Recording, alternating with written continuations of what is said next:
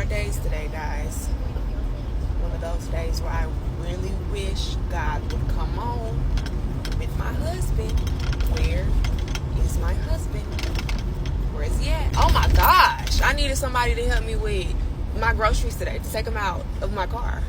And usually that doesn't really hit me, but today I was just like,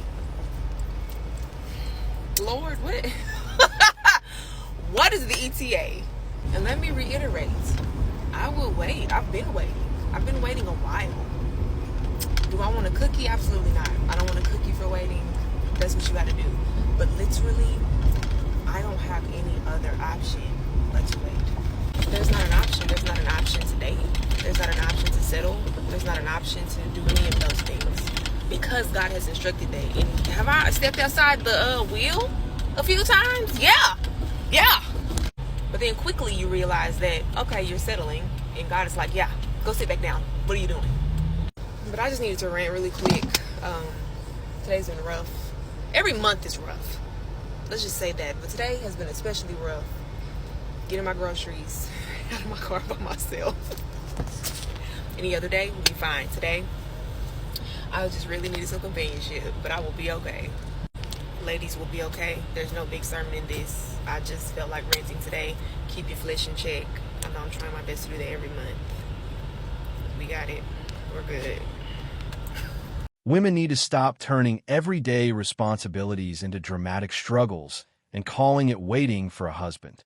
Peace comes from becoming resilient, not from expecting a man to step in and handle basic tasks like grocery shopping.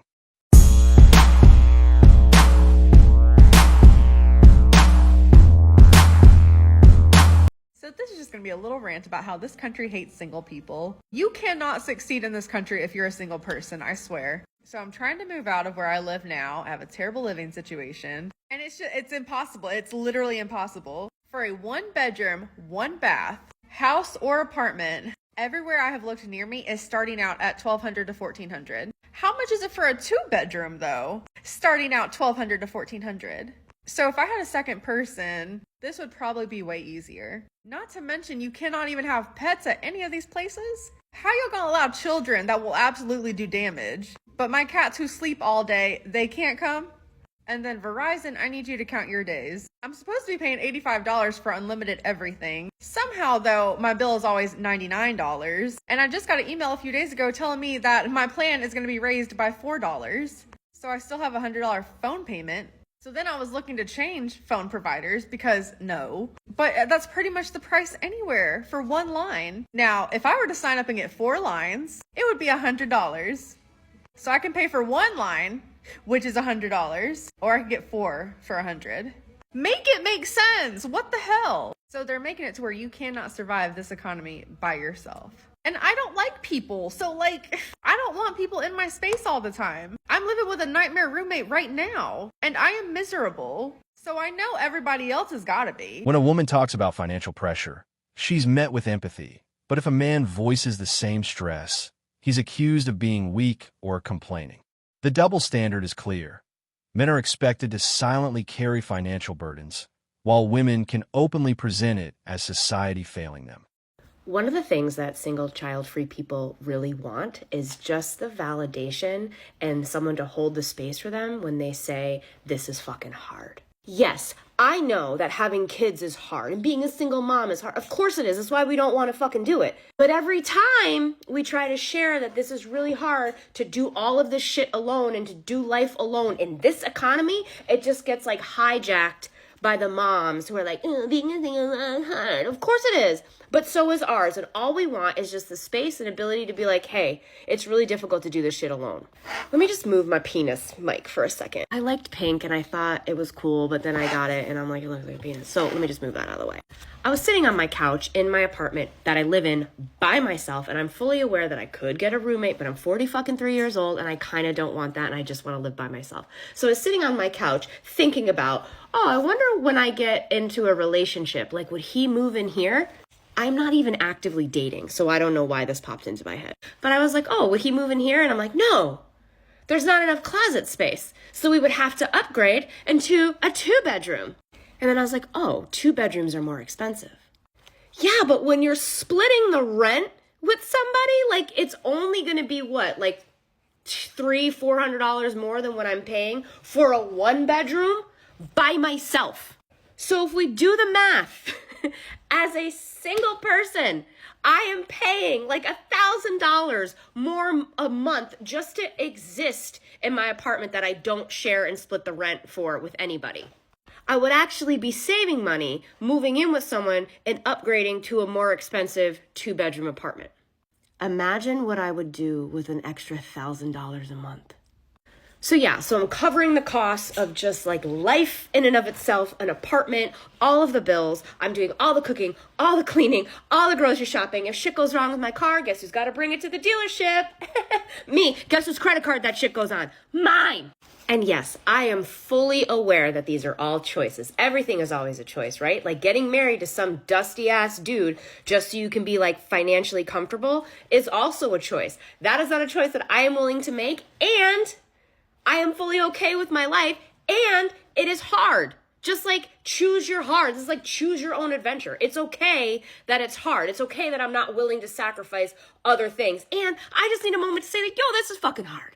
So all we want is just a fucking moment of carrying all of this by themselves, and you're doing it alone, and there's nobody to tuck you in at night and be like, hey, good job, champ, or I love you, or oh, baby, let me rub your feet. There's none of that. You're just out here doing it alone all day, every day. And I see you. To my single child free people, I see you. It is hard, and you have every right. You come into this comments and be like, thank you. It is hard for me. And you get to say that it's hard, and no one's going to talk you out of it. I will not hijack the situation, and I'm not trying to win, or nobody's really trying to win like the struggle Olympics. It's okay that you get to speak and that it's hard. All right, so that's my piece. Single child free people, see you, love you, and stick around. Make sure you like, follow, save, and share. For years, the narrative pushed was that women didn't need anyone. But now that same message has led to loneliness, burnout, and growing frustration. So a report came out from Morgan Stanley that suggested that by the year 2030, about 45% of women between the ages of 25 to 44 are going to be single. And if you look at different conversations based upon the study, there was this emphasis on the she economy, basically the rise of an economy where women are getting into more positions of power, getting into more positions into corporate world, specifically into white collar positions, things of that nature. And this goes back to my earlier point. One of the reasons I do think there is a big push for women to delay marriage, to not get married at all, to not have kids at all, is because, again, that gives women more time and access to work and slave away for these corporations. Now, hear me. If you're a woman and you truly don't want to get married, you truly don't want to have kids, no issue there. I think the issue is, though, you are having women get to a certain age and they're looking at their biological clock, or they're looking at their life, and they're not happy. And they're saying, crap, I did this, I did that, I'm making this money, or I'm trying to make money, but I'm lonely. Or I am slaving away at this job and I still can't pay enough bills. Or I'm just tired of, holding a cat when I go to sleep. I want to actually have a human being. Like, the issue, again, to me is that this conversation around women being single and choosing to be single, it's so one-sided. Like, you're not talking about the pros and the cons. We know that there are pros and cons of getting married. Like, marriage is very difficult. Marriage is beautiful, but it's also tough. I think many of us know the pros and the cons. And a lot of times we talk about the negativity because of the amount of people who get divorced. But when it comes to being single, a lot of times that stuff is just breezed over. Like, there aren't also issues associated with it, especially as a woman, especially if you want to have kids, especially if you want to have a family one day, and what it means to waste some of your prime years in corporate world, or working 13, 14, 15 hours, not investing in your relationships, not investing in finding a partner, not investing in maybe wanting to have kids. And then you get to a certain age and you want to do that stuff and you can't, or it's harder to do so. This is the kind of stuff that we're not told as women. And again, why? Because there is a profit incentive. It can make companies a lot of money if they have a generation of women who choose not to have kids, who choose to go to work, and they're told that that's going to make them happier. And is it really? I don't know. I honestly don't know if it is, because I think if it was, then society would be, I think, in a different place. And we wouldn't see such negativity and so many women going online and talking about how, depressed they are in one moment, but then they're single and independent but then they're lonely. Like, honestly, I don't buy it. I don't buy that you can live a lifestyle that is completely against nature, completely against the way God made many of us, and be happy. Like, I just don't think it's believable for most of us. Kevin Samuels pointed this out long ago. Women will be fine. They're strong, independent, and insist they don't need a man. How are you guys surviving out there? We know the economy is not going to get any better. And of course, I know I made a video saying that $100,000 a year for a family is barely just getting by in middle class. What is going to change? It's not going to really much in the future. And it's really scary. It's really scary for single moms to be living on a single income, especially this day and age. I want to know how they're making it, and my heart goes out to them because I was a single mom before, and I still am a single mom. What I mean is, when I was a single mom, things weren't that expensive. I was able to manage on one income, taking care of my kid. Now, with everything being expensive, I have no idea where you guys live. I live in Arizona. And when I first moved into my place, it cost like $1,000 a month, which is not that bad here at all. That's pretty cheap. And now I pay maybe $1,600 a month or so. That's not even including utilities, plus food, maybe $200 a week or something like that for food, and electricity, a couple hundred or so a month. It skyrockets in the summertime because it's so fucking hot here. It runs around like 114, 115. But gas is like $4.40 here, I think. You can see where I'm coming along with this here. With everything getting expensive, it's impossible to even combine incomes and still even make it. It's just ridiculous. That's why a lot of people are trying to figure out other incomes. But I wish there was just so many people open to the idea of starting a business, starting digital marketing.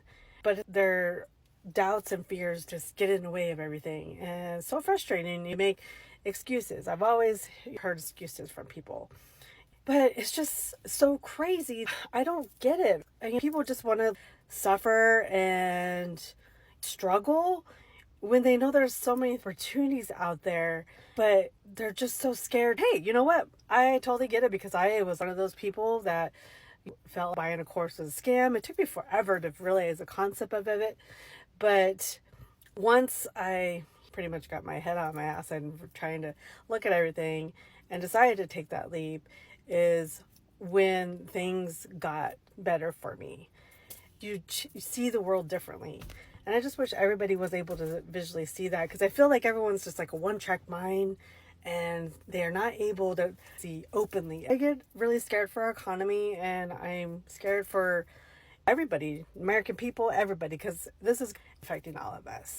And that's why I'm here. I know if I took advantage of digital marketing when my daughter was a baby, I probably would be in a different situation here. But I didn't. I don't think it was even available when my daughter was a baby. But that's why I'm here, because I wanted to let all single moms know. But this is exactly what many women have been fighting for over decades. Their own income, their own freedom, everything on their own terms. So why the complaints now? Don't get me wrong, I love being single and I love living alone. It's great, it's fantastic, but fuck, it's expensive. I just spent $600 on brakes on my car, just on the front part of the car, because I couldn't afford all 4 brakes and axles and rotors and whatever the fuck. And then now I just paid my car payment, which is $500, so I just blew $1,100 in like 3 hours, and it wasn't even like fun, you know? Fuck. Sorry, it's just so overwhelming. Like, you work and you work and you work and you work and you work and you work, and it's just to pay off like your basic necessities.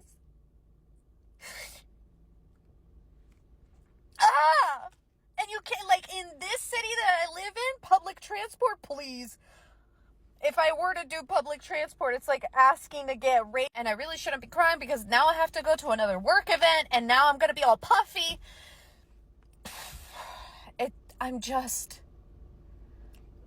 living is so expensive. Just keeping yourself alive and floating is so expensive. And what I was saying before I was rudely interrupted is if I were to take public transport here, especially for my job requires a car. I have to have a bunch of shit that I have to lug with me for work. And I can't do that with public transport. I'm venting. Inflation sucks. Just living in America sucks. Living alone sucks. It's great, but it sucks. Because you have to front all the expenses by yourself. I need a husband just so that I can live. So we can split the bills. Welcome to reality, ladies. Good morning, single people, from me and whatever my hair has decided to do today. I want to talk about the economy, kind of. If you are single, you know how expensive it is to be single. You don't split rent, you don't split a mortgage, you don't split the electric bill, the internet bill, nothing. You pay for everything 100% on your own. That costs a lot of fucking money. I don't think that feeling better about being single should cost a lot of money. So when I see dating coaches and matchmakers charging thousands, literally thousands, for something that is not guaranteed and does not have a refund policy, I get concerned. I don't think single people who want partnership are going to be single forever. I don't think that the only way to feel good about being single is to choose being single forever. I don't believe in that. I believe in feeling good while we're single for as long as we happen to be single. And I don't believe in trying to buy our way out of singlehood by paying a matchmaker or a dating coach $3,000. If you do not feel good about your singlehood, if it is frustrating, exhausting, deeply upsetting, and just bringing you the fuck down, you don't deserve that. Since 2019, I have run a podcast helping single people feel better about what we are. It costs $5 per month. It always has, and it always will. You cannot buy a partner, but you can buy a really good podcast. The single tax is so real. Like, I'm genuinely, like, I would move my parents into my house right now if my parents, like, lived close to me. Like, they're renting, and it would just, like, make my life so much easier. To have somebody to split these fucking bills with.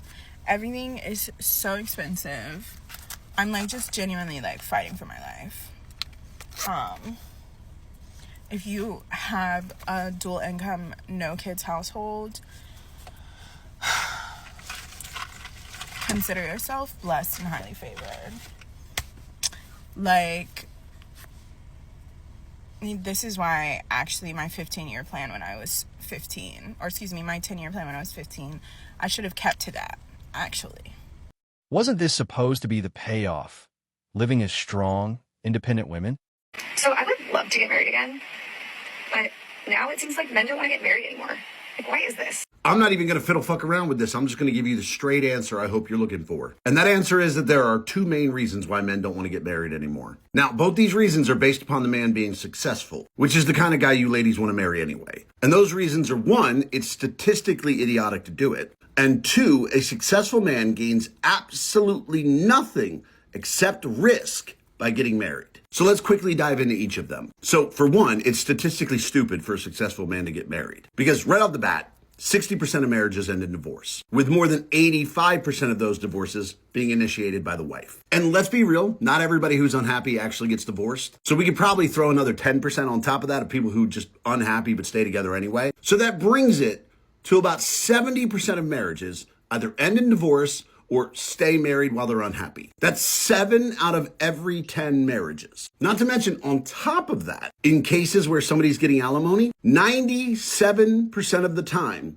it's the wife who's getting paid. Men receive alimony in only 3% of divorces. So statistically, it's fucking stupid. Like, would you do something that 7 out of every 10 times it's gonna end badly? Like, is there any activity where 7 out of 10 times there's a bad ending that I could convince you to do? Like, you gonna skydive with those odds? You gonna get on a train or a plane with those odds? I doubt that very much. And now to the second reason, being that a successful man gains absolutely nothing except risk by getting married. Now, women will argue with me on this and be like, well, he gets love, he gets caring, he gets me. Ladies, he already had that before he married you, or he never would have proposed. Like, are you telling me that before he married you, you didn't love him, you didn't care for him, you didn't cook, or you didn't clean, or you didn't show him affection? Are you telling me that you're waiting till marriage to sleep with him? I'm sure some of you are, but that's a tiny percentage. Yeah, so everything that he would get as a result of marrying you, he's already getting. So what does he get when he marries you? He gets risk. He takes the great relationship he had. He takes all the wonderful things, all the time you enjoy together. He gets to keep that, but now he's betting half his shit that it's going to work out. I'm going to say this right now. Marriages that stay together are not nearly as impressive as long-term relationships that stay together without marriage. Because even though a man may be unhappy in a marriage, it would be financially stupid a lot of the time for him even to get a divorce. Like, just the cost would be so unbelievably high. But people that are unhappy in a long-term relationship where they're not married, yeah, they can just break up. So when you stay together in a marriage, it's not always about love. When you stay together in a long-term relationship, that's because you care about each other. And let me just say that all this is coming from someone who would be perfectly fine getting married. But if you're going to ask why most men aren't interested in it anymore, it's because it doesn't make any fucking sense for a successful guy to get married. You just take all the wonderful things about a relationship and you fucking add risk. Divorce today feels like state-approved theft. Years of effort erased in a courtroom. If 60% of parachutes failed, no one would jump. That's exactly how marriage appears to men now. Risky, unpredictable, and extremely costly. That's all for today. If you enjoyed this content, make sure to follow for more. Thanks for watching MGTOW Voice. Show us your love by liking, sharing, and subscribing. Support us and help spread awareness for men around the world. We welcome a healthy debate and discussion, so feel free to comment and share your thoughts.